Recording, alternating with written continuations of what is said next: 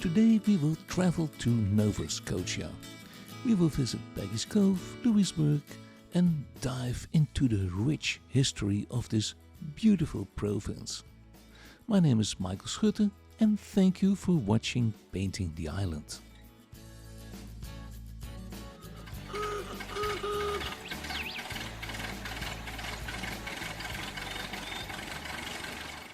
Hello and welcome in my studio. Today we're gonna paint a blue heron standing on the beach of Nova Scotia.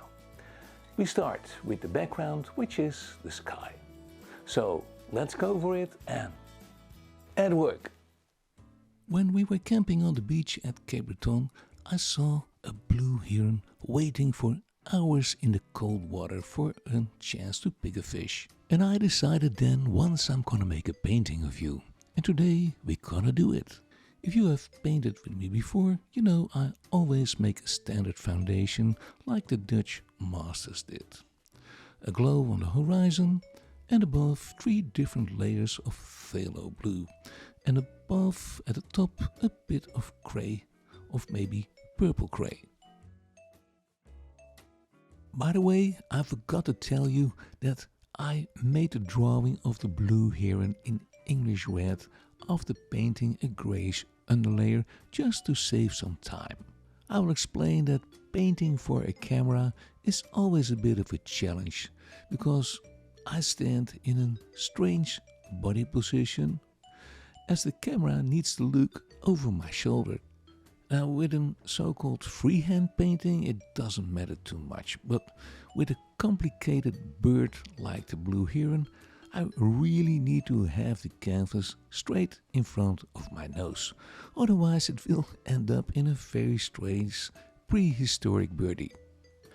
For this painting I built up the sky foundation with the famous 1-inch brush from Uncle Bob. And then you know who I mean. And no, I'm not allowed to make any advertisement. But you got the idea. And the good man did everything with these brushes. And it's still fun to watch. Indeed they are very handy, but take my advice, they need a very decent cleaning. First in the thinner, then in a painter's soap, and at last, the last part, a good after cleaning with baby oil, and they live forever. I think my oldest one is already 25 years old. And in the meantime I finished the backdrop of the sky, and yes, it looks a bit weird. But if you make these crisscross brush strokes, you got already some movement in that sky. And yes, I did some fast forward, otherwise it's so boring seeing me doing that eternal move. And now we start decorating the sky with some merry little clouds. Not too heavy, we try to give this painting a good mood. And I think I told you before in other episodes that clouds in a painting are there for a reason.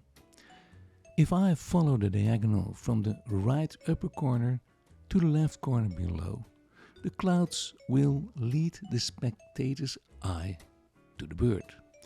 Now in this painting it's a bit over the top because I made the blue heron very big. But it's good to know for future paintings if you will lead the eye of your viewer to a certain thing, maybe a shed or whatever it is, a tree, then paint the clouds into that direction. Now let us do one covering cloud here in the corner. I always like to do this as it shuts off the painting, and it sounds a bit weird, I know, but it's an optical trick that the eye of the spectator doesn't run out of the painting. The Dutch medieval painters knew all these optical techniques, and it's always handy to use them. Down below I do the same with a rolling in darker cloud coming from the left corner. We use a darker grey and maybe a bit of purple. With a soft filbert brush we can fade out the lower part of the cloud in the wet underlayer. In the front we can make him even a bit more aggressive. It looks like a real angry rolling in thunderstorm. It's always good to create a bit of tension in a painting, A nice sunny day is okay, but can be a bit boring too. And as we tell a story with our painting, this could be the moment that our big birdie friend has to hurry catching that fish because a storm is rushing in. In between all the dark tones, we can add a few lighter ones. Otherwise, it looks so very massive. With a light ochre tone and a small filbert brush, we can push it into the grey masses. And it looks a bit further away to the background. As the back of the heron will be dark, we need a light background to create a contrast. So we paint another light cloud and this will be enough for now. The bird will come loose from his background and that's what we want. Then we can do a few silver linings on the lower clouds and maybe some reflections from below, and I think our sky is ready.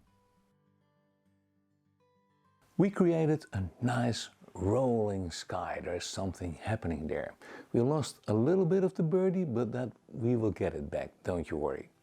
And now it's time for some more backdrop like rocks, the sea, maybe a little bit of the beach. We will see how it all will turn out. First we're gonna straighten up the horizon with the palette stick. With a soft bluish grey we can paint a thin line first and then we go slowly downwards. With a small filbert brush we make short horizontal moves and make changes in the color with some dark grey as a kind of pre-reflection. This will be a good foundation. And I mean a foundation for the reflections. Down below we make a preparation for the beach. Just a bit of dark grey with a middle ochre tone will be enough for now. Later we will come back to put up some seaweed, stones, shells and more beach stuff. And now it's gonna get rough and ugly, so be advised. With a dark grey tone we brush down in the wet paint and make a number of vertical strokes, brush strokes that is.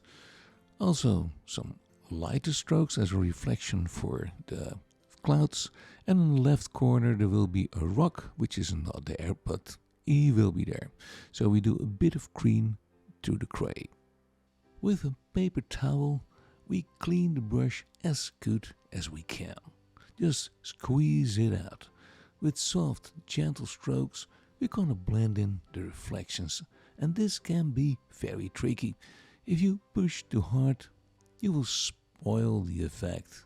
If you push too soft, nothing will happen. And without the rock, it looks very strange, but as I want this coming up rock in the water, we have to do this reflection first, otherwise it doesn't look naturally. Okay, we made a nice blend and now we can draw the great rock at the left side of the beach. With a very dark grey, almost black, we can draw this with a small filbert brush. We just fill it in and make a black rock, but I take care that I don't do horizontal or vertical strokes. I already make little rock-like moves so that we create the right brushstroke for the real rock. And now you understand why we did the sea first, although the reflections, because the rock is standing in the middle of the water.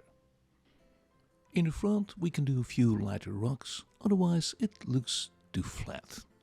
We use some lighter tone grey and a small filbert brush. If we hold the brush like I do, like a drumstick, it will give that rough structure. Let's mix 3 different tones of green, earth green and light cadmium yellow, because we're gonna decorate the rock. And I like to do this wet in wet with a fan brush. With 2 colors on the fan brush, on one side dark, other side light, we can go ahead. So we keep making variations in dark and light. And that is so important, otherwise it is too flat and you lose all your depth. As we use the wet and wet technique, like I said before, the leaves and branches will melt into the wet underlayer, which gives a very cool effect. On the top of the rock we can do a little tree and maybe a few outstanding bushes here and there. If you treat them the right way, the fan brush will do all the work for you. And now, what is exactly the right way? Well, look at my hand. I wiggle and wiggle, turn my wrist with almost no pressure on the bristles. And this is how we keep it transparent. We don't want a really dense forest on those weather-beaten rocks, but it should be enough to convince the viewer that there is something growing over there. And while the sea is still wet, yes, it sounds a bit strange, we're gonna add some ripples. It's a quiet, almost windstill evening, which you don't see much on that Nova Scotia coast.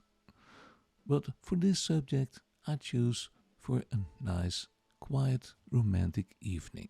The blue heron can sit easily on his tree stump, overlooking this part of the beach for an evening dinner. I did some ripples with the filbert brush, and with a knife we can scratch a bit over the surface to bring some life into the water. It might need some practice, but really important is how you hold it. Hold it with 3 fingers very loosely in a corner of 45 degrees, and with a thin roll of light gray we scratch over the canvas. We can also bring a bit of highlight on those ripples, which looks really fantastic. And like I said, it needs some practice, but if you need some help or advice, you're always welcome to come by in Qualicum Beach and I will show you how it works. And when you think enough is enough, we can start with a tree stump for our birdie to sit on. We start with dark tones and move the bristles downwards. I always like to move into the direction of the surface, whatever I paint. After bringing in some dark indents and rough strokes, I want to show you a real cool trick. With a light ochre tone and grey combination, I wiggle the fan brush slowly downwards with no pressure. And look what a great wood effect. And when you think enough is enough, we can make a few indents, holes and scratches with a small round brush, and I use a very dark tone for that.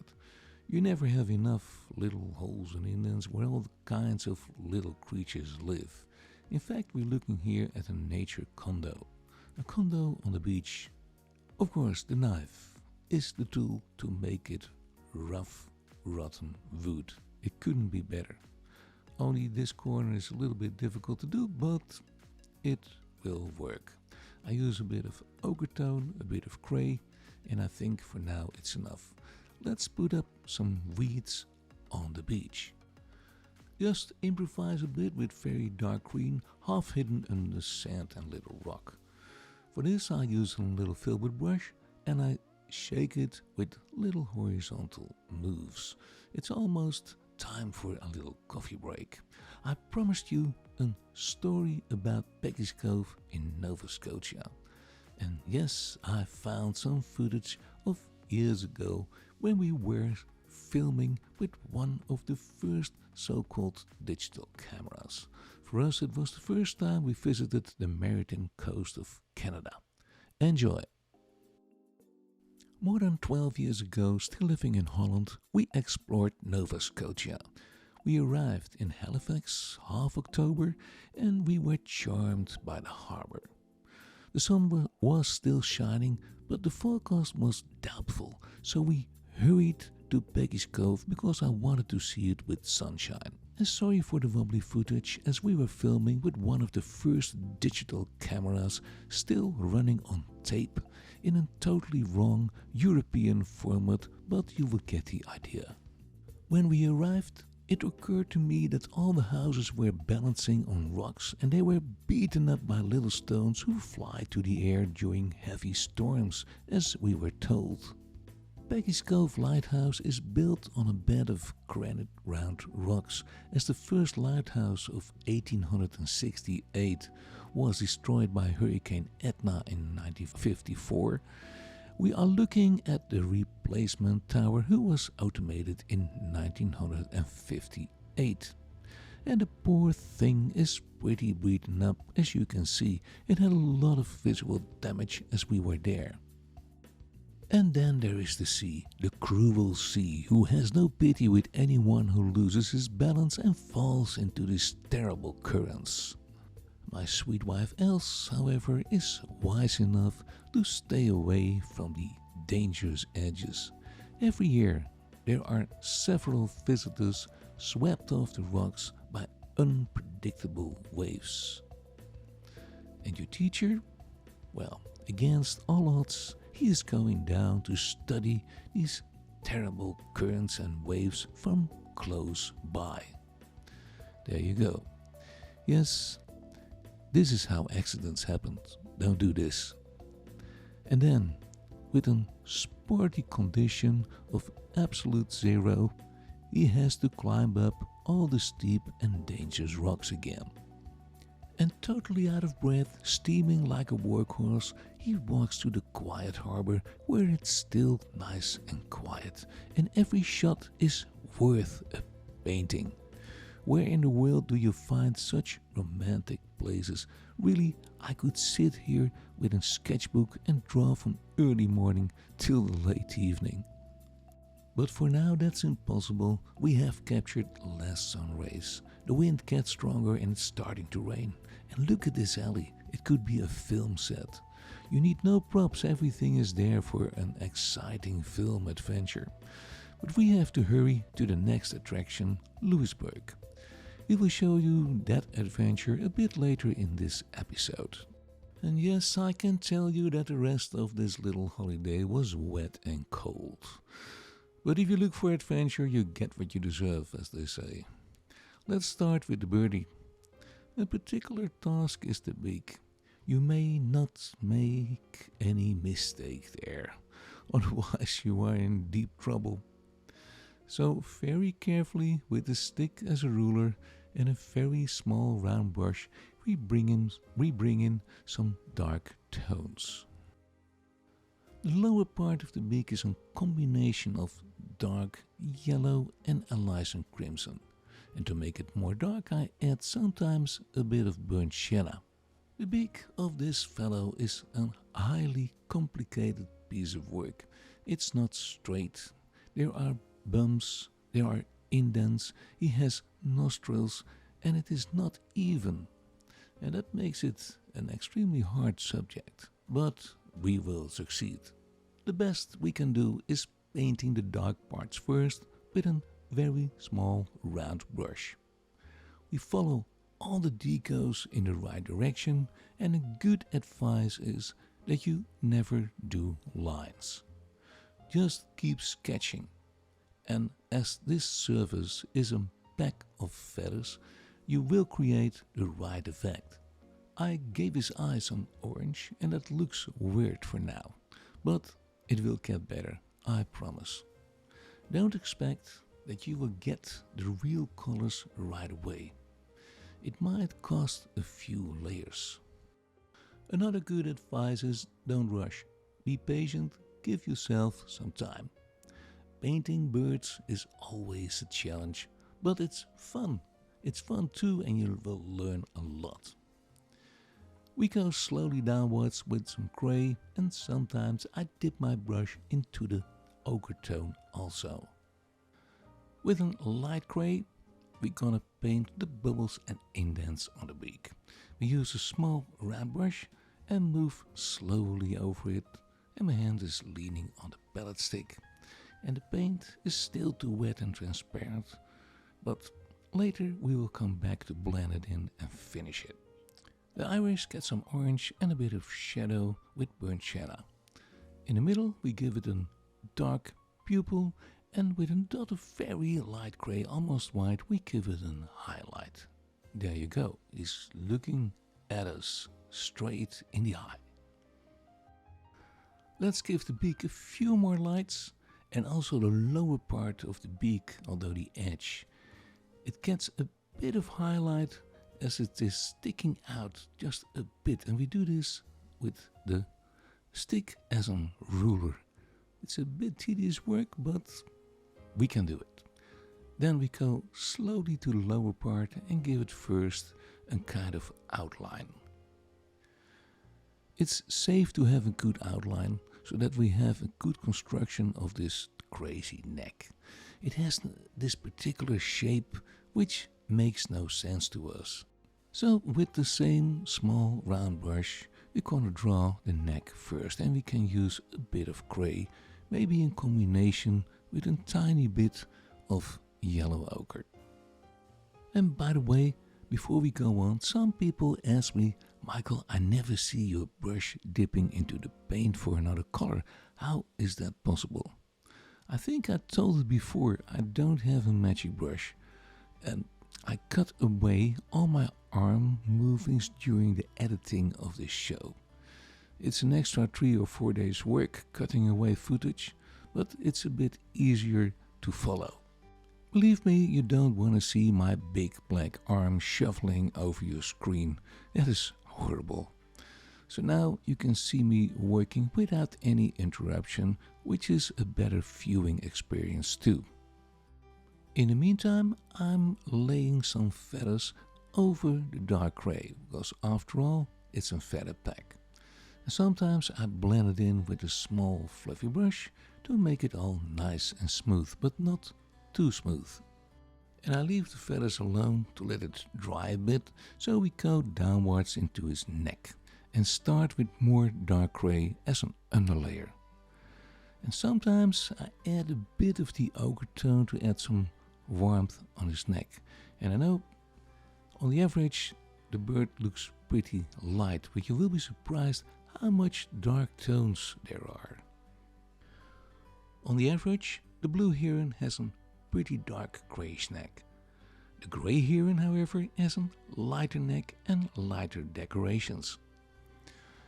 While the paint is still wet, we bring in some lighter feathers on the crop. Then we have to blend it in with the fluffy brush. We can do a few more on the head, and then we move downwards where it's really getting dark. On his crop or chest he has this beautiful dark decoration, which we can do with a very dark grey tone, let's say almost black.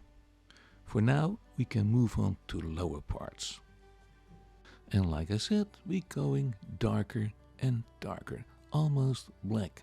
Now we have to keep in mind that this is a foundation layer, so we will go over it later when it's dry. And I keep it dark gray. On the right side we go a bit more in the ochre tones, but it's still grayish. Lucky enough, oil paint will stay wet a few days, but let's paint a few light feathers over the dark parts. This wet and wet technique will show a very natural effect, as the feathers will melt into the black underlayer. We bring the feathers in with almost no pressure. Feather light is a great expression in this case. So we keep on going with painting the lighter feathers in the dark. The trick is to keep the right balance in between the tones. If we go too light, we spoil the effect. If we go too dark, he will look like a stork, and we don't want that. But down below, he's gonna get really dark, otherwise we don't have a contrast for the feathers. So during the painting, let me tell you a bit about those blue herons. Now, what is the most significant difference between a blue heron and a grey heron? Blue herons are on the average taller, with a larger wingspan, and are native in North America. The grey herons are more centralized in Europe and Asia and Africa. Blue herons have a darker neck, like I told before, and the grey herons have a lighter neck. On the average, you will see them in wetlands, rivers, but personally, I always see him standing on the beach. He is standing there for hours like a statue in the cold, cold water. And what does he like to eat? Well, he likes fish the most, but a delicious frog as a dessert is welcome too. But grasshoppers, crayfish, lizards, and snakes are also on the menu. Even a weasel or a rat is welcome too as a hearty snack in between. And I don't know if you ever have seen him catching a fish. He doesn't chew. He doesn't chew on it. And Heron swallows his food in one time without chewing. So he won't suffer high dentist bills. However, if he makes a mistake and the prey is too big, he might choke, drops down, and the prey eats itself to freedom by biting a hole in his neck. Sorry, it's not a story you want to hear or see during your dinner, but nature can be cruel. And what about his love life? Although you see him always on his own, the heron likes to breed in colonies. The males try to choose or get an old nest of last year. Yes, and that is smart because it saves him a lot of work. Better lazy than tired. And that is the motto of all the herons. Every year they choose a new female partner. So they are not in for a long time relationship. After the kids grew up and flew away, and it might be already after 3 weeks flying around the nest, it's toodaloo and goodbye, and everybody is on his own again. So you will understand it keeps the relations fresh and it will never get boring. So on the average, this guy is a loner. Or shall we say it's a naughty playboy? Well, whatever.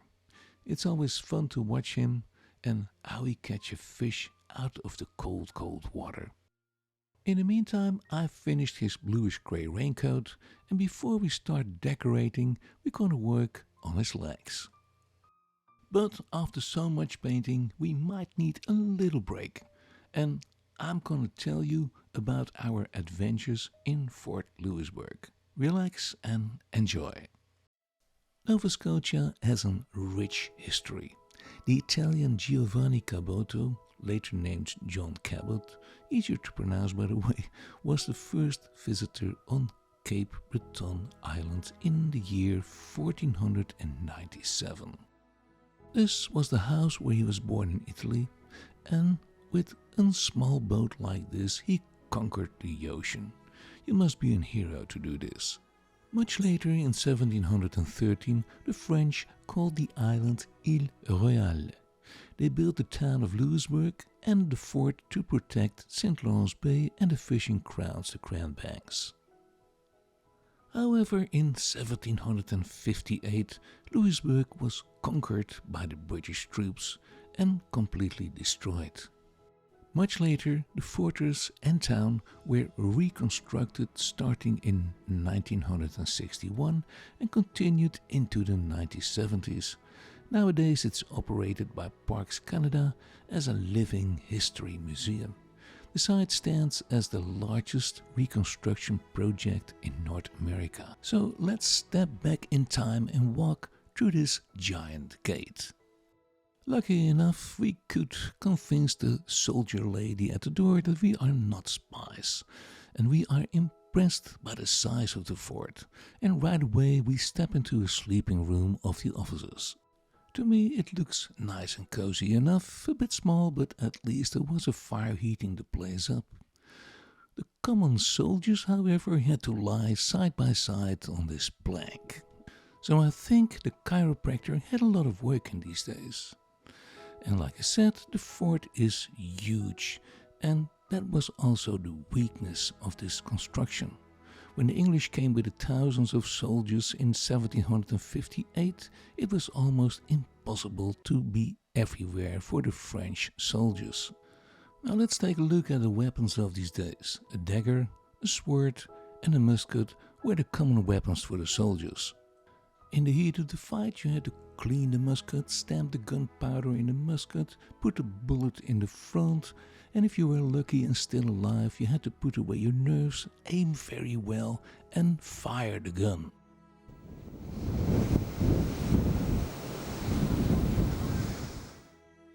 Yes, being a soldier is not an easy profession, and I think they're all deaf because of the crazy noise around them.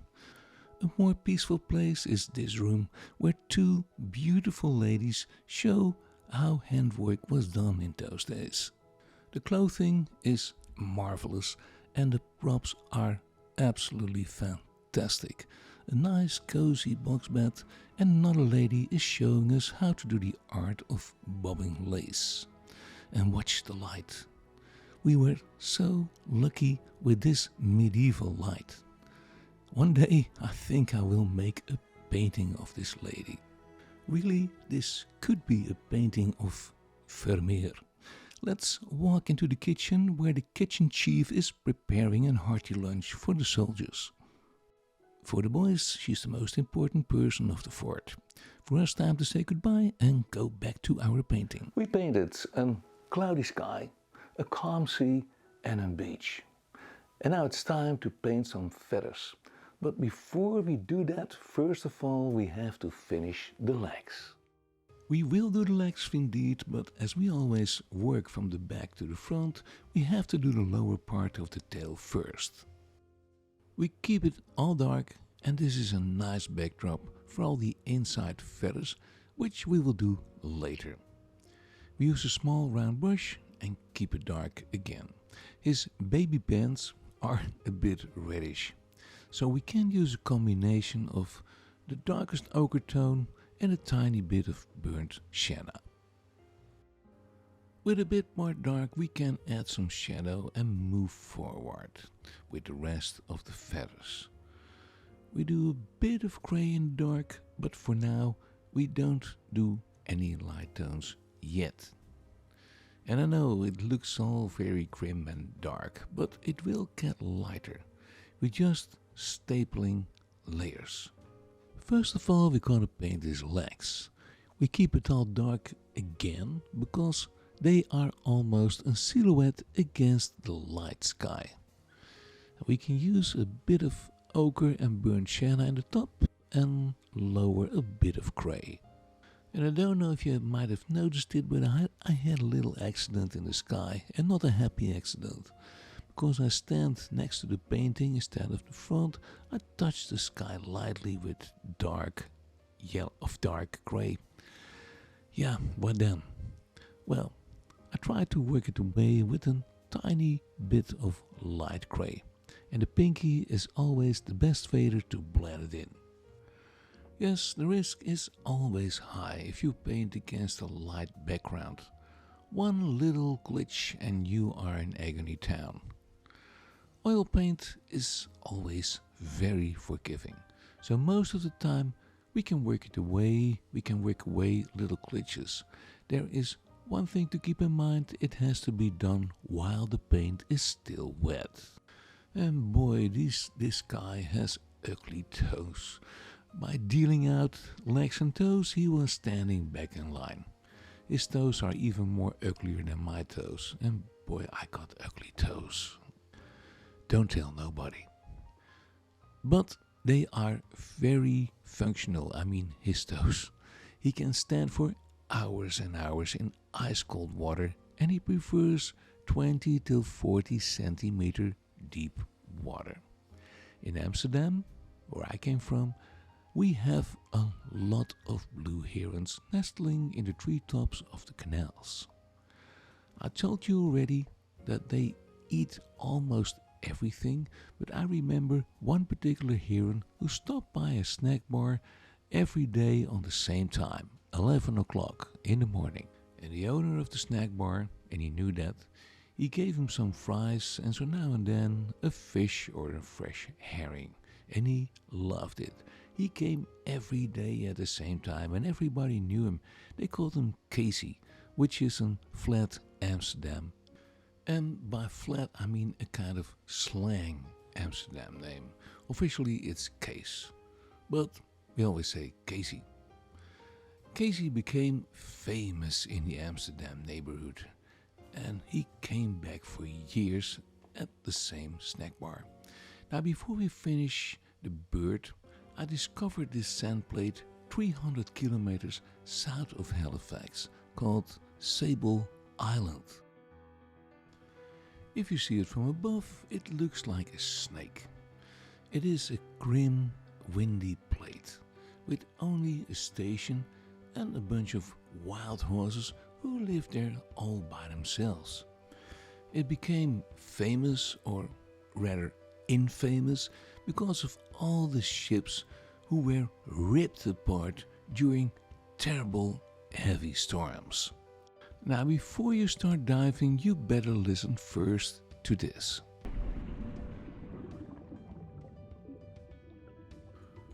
If you like shipwrecks, you came to the right place. More than 350 vessels have fallen victim to the Sable Island sandbars. And the first recorded wreck was the English ship Delight. It was a part of Humphrey Gilbert's Newfoundland expedition in the year 1583.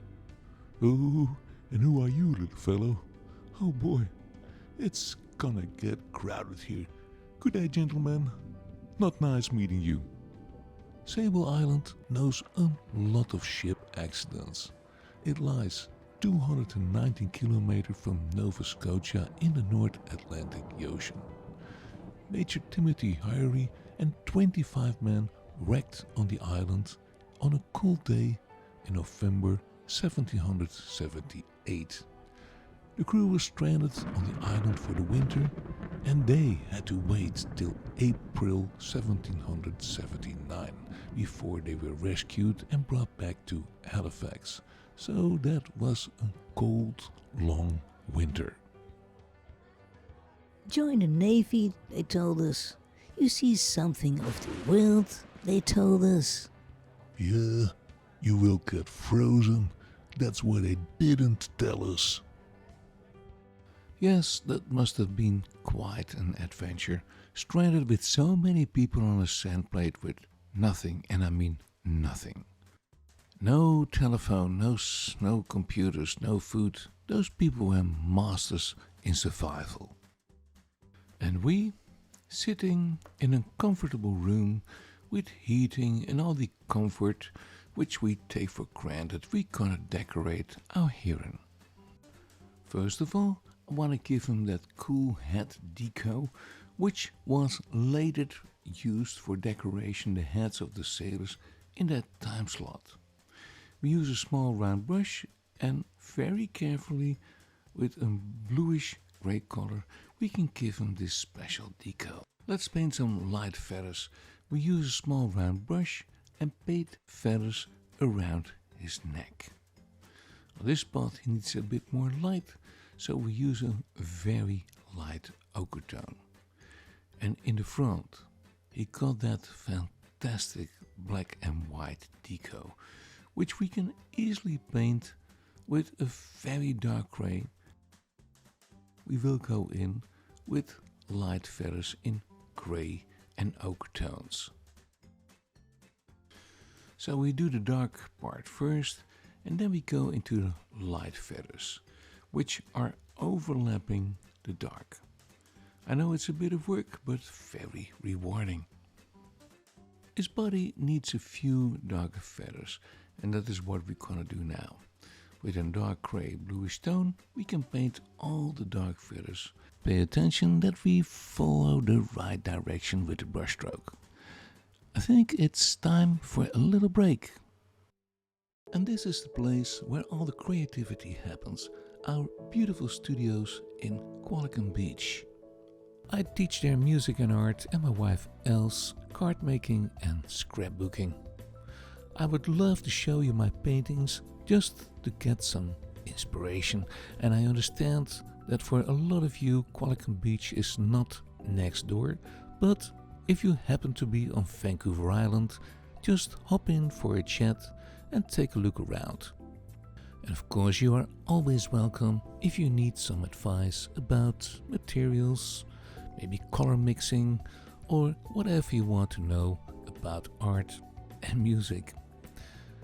My sweet wife Els is a magician with paper, and she shows a great selection of scrapbooking and paper art. And don't forget that we offer a wide range of courses in music, painting, scrapbooking and card making. Yes, there is a whole new world, a whole new creative world for you right at your fingertips. Our steady viewers might know by now that I love to support the North Island Wildlife Recovery Center in Arrington with my paintings. This place, founded by Sylvia and Robin Campbell, is a lovely retreat for wounded birds and other animals who need recovery and help. Also a lovely place for inspiration. So if you ever visit the island, take a look in the center and admire all the wonders of nature. Enjoy!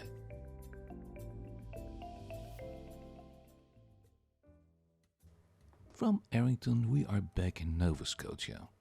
I think it's time that we start decorating our little friend with his famous long feathers.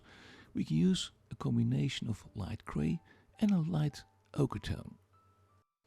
On the average, the short ones are not a problem.